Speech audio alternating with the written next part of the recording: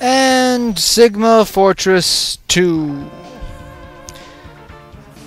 Some bats, some ostriches with saw blades for mohawks.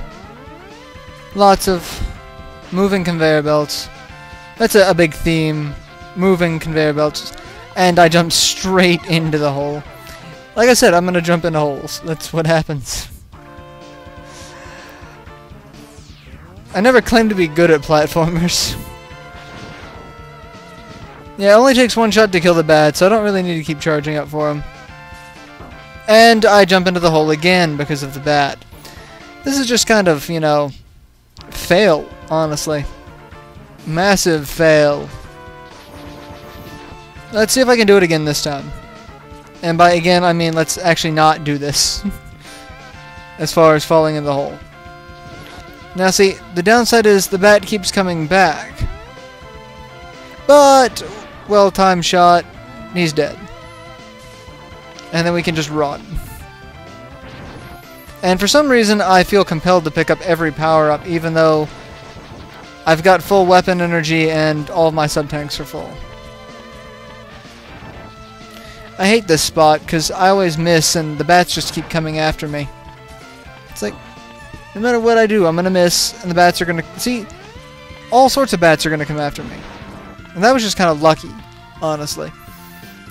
So, next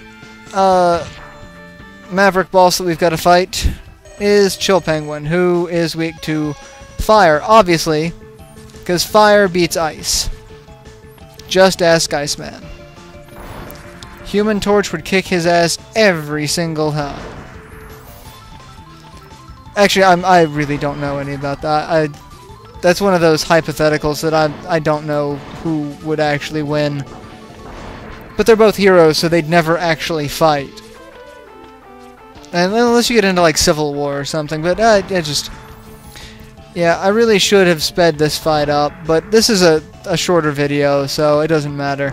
I'll just ramble through it. Yes, hypothetical comic book situations. Who would win? It's like, depending on who you put in, some heroes just instinctively have an advantage. Batman. Batman's always going to win, because that's his character. He always has a backup plan. And then a backup plan to his backup plan. Superman? Nah, Superman's kind of the closest thing to God that the DC Universe has.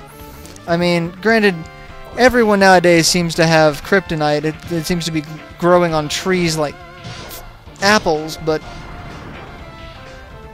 Nope.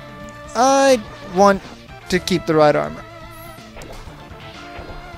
It's fun when you get into the DC and Marvel crossovers. I read one about the Infinity Gauntlet. It's not just the Infinity Gauntlet, but it's the Avengers and the Justice League are after all the various relics from their respective dimensions. So you have like the Infinity Gauntlet and one of Doctor Strange's relics. I forget the relics from the DC universe, because I'm not all that big on DC myth and lore. But anyway, one of the coolest scenes was Batman and Captain America staring each other down, looking for a weakness, and they both concluded there's really not a way to fight that opponent and win. And so they decided to work together instead of trying to fight each other. They were the only two out of the entire group. Superman and Thor wanted to, you know, rip each other apart. Quicksilver and Flash were trying to see who was faster. It was an interesting comic. It really was. Forget how it ends, though. And we've taken down Storm Eagle as well. Storm Eagle really is my favorite Maverick out of any of the series. He was just the coolest looking, but he had the most useless weapon. Like, his weapon actually didn't even do damage. It was always... I always took damage from him by either him dive bombing into me or hitting me with the little birds. Because I hate the little birds. And I cheat through this part, because obviously I've already beaten Storm Eagle, so Sting Chameleon's not going to be needed at this point. And before I go into the boss, I use a sub-tank. Gotta have, you know, sub-tanks. That's what they're here for. And this boss is the freakiest boss ever. It's its entire room. And it makes me think of the Dr. Wily skit, why don't we just make a room full of inescapable death spikes? I mean, that makes more sense than Springman. Internet humor. It's great! So, this boss, he has random colored eyes that pop out, and then a nose. And then his teeth